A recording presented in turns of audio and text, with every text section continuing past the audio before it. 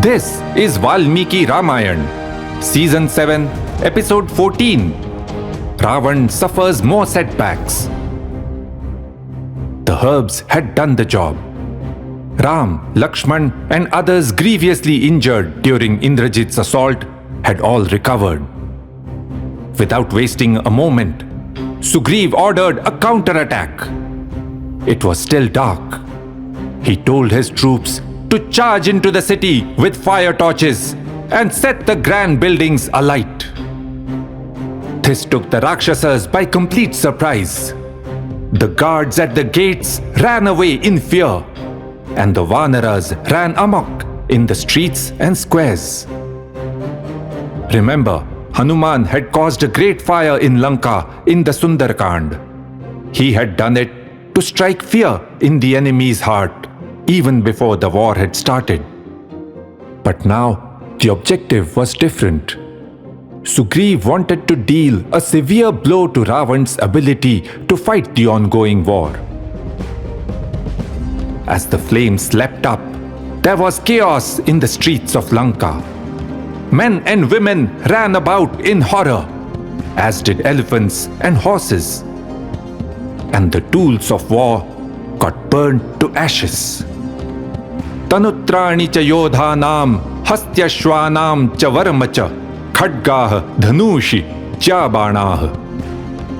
The blaze destroyed the soldiers' body armor, protective coats of elephants and horses, swords, bows, bowstrings, and arrows.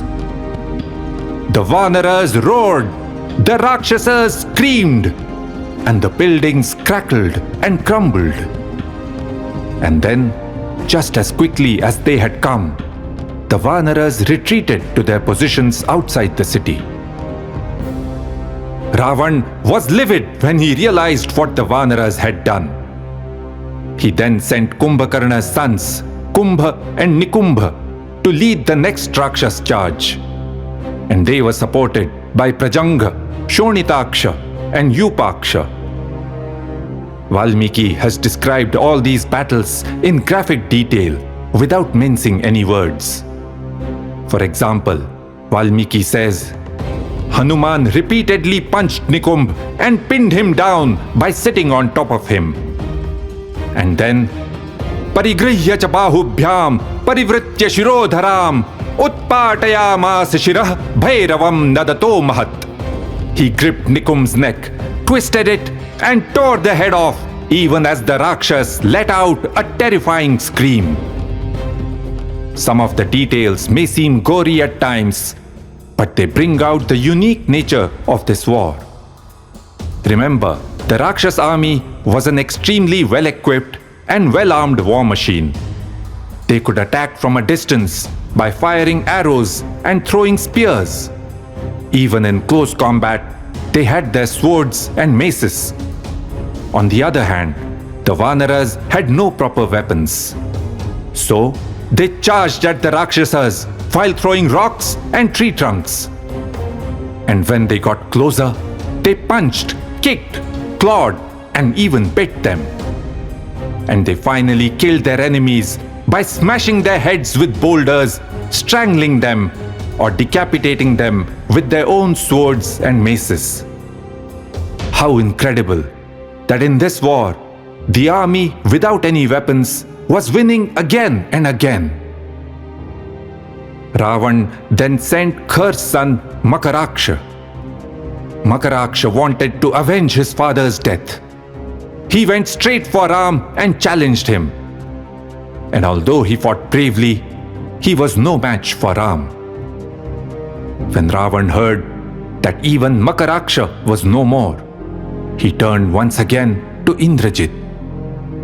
He said in desperation, "Do something.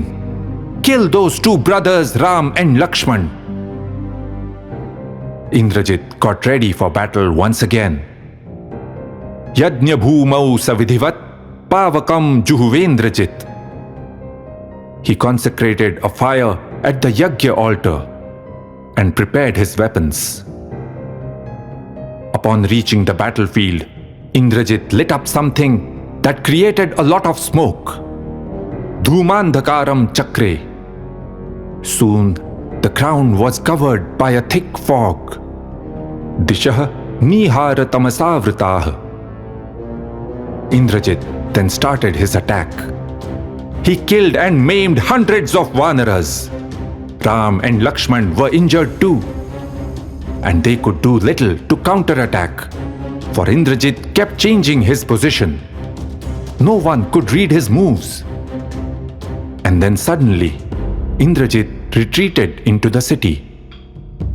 It was now time for the second part of his game plan. Mohanartham tu sarvesham buddhing kritva sudurmatihi. The wicked Indrajit had hatched a plot to fool everyone. He now came out of the western gate of the city. This time, he had with him on his chariot someone that looked like Sita, a Mayamayi Sita, an illusory Sita. Hanuman saw Indrajit in the distance and was alarmed. He saw a frail figure in the chariot and thought it was Sita. Indrajit grabbed the woman by her hair and started hitting her. She pleaded for help. Ram! Ram! Hanuman and the Vanaras rushed towards Indrajit, but his troops held them back. Hanuman screamed, "Stop that!" But Indrajit replied, Nahantavyas yad bravishi plavangama pida karma mitranam yacchakartavyameva tat. You may think that killing a woman is not correct, but for me, whatever harms my enemy must be done. On this matter, Indrajit thought like Ravan. It was okay to use a woman as a tool of war. And then, as they looked on helplessly, Indrajit appeared to strike the woman with his sword, and she collapsed onto the floor of the chariot. Indrajit shouted with glee, "Look! I have killed Sita, Ram's dear wife. All your efforts have proved futile." And then he went back inside the city, smug and satisfied with what he had done.